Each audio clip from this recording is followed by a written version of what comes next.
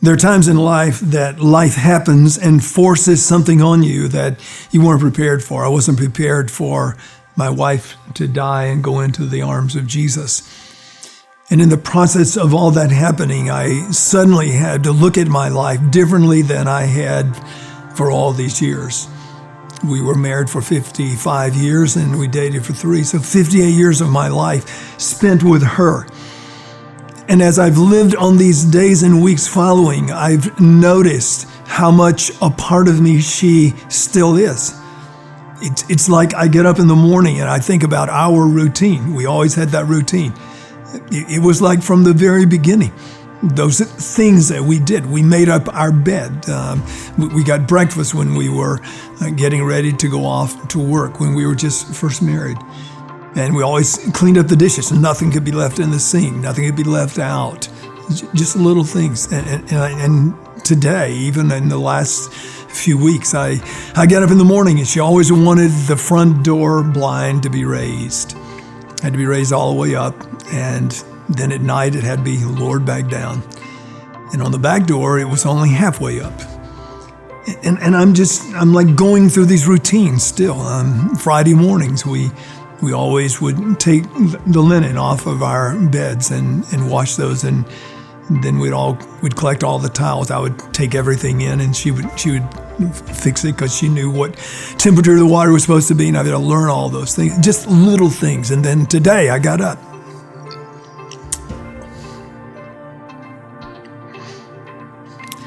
And this was the last thing she bought me. She saw the sweater and she said, "I love that.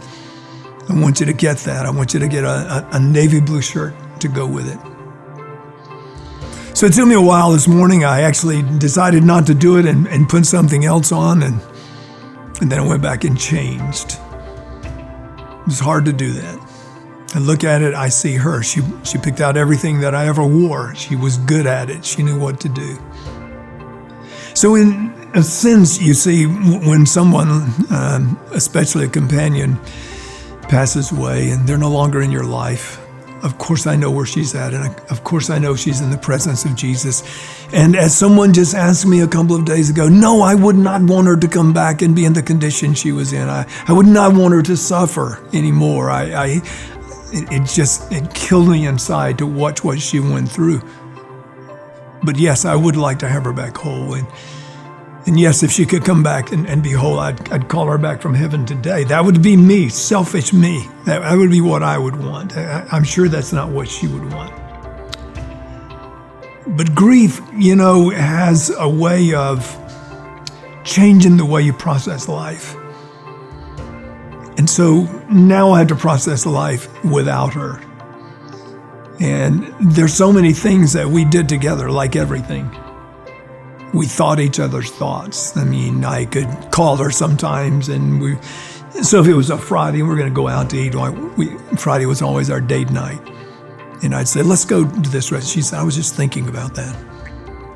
It was incredible how many times that happened.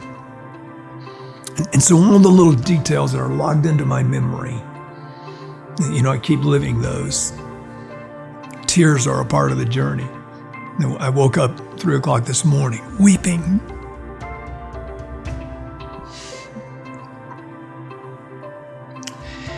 And of course, there are people around me who love me and say to me, Tony, get on with life. Just move on. It's so easy to say. It's so tough to do. But I'm trying. And I've come to learn that the memories that I have locked into my brain are never going to go away.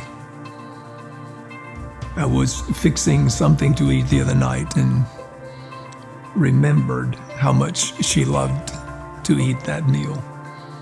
Except in the last few months, she couldn't do that.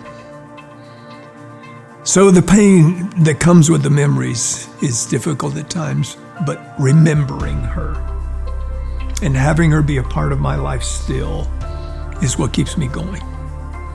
Because there is that sense that she's still with me. Actually, I feel like she made me who I am. I would never have become this person without her. She just knew what to say. She knew when to say it. We had our challenges at times as a young married couple. We went through those years of adjusting to each other, but boy, we were always thrilled that God brought us together. I wish I could say the things that brought us to that point of oneness. I wish I could compile them on. I've been trying to do that. We began to it was just second nature to us. I loved her, she loved me, and we were so secure in each other's love and so one with each other. I could never get enough of being with her. She loved being with me. We had that kind of life. I don't want to ever lose that. I called her my forever wife, and I meant it. I know that in heaven we will not be husband and wife, but the relationship we'll have there will be so far superior even to the husband and wife relationship we had here, until there be no comparison. And someday I'll be there with her. Heaven, what a wonderful thought. She's there. She's carrying on the work of the kingdom of God, but she's doing something down here too. She's helping me get through each day. Thank you for joining me on this journey of grief. I hope something I'm saying is helping you.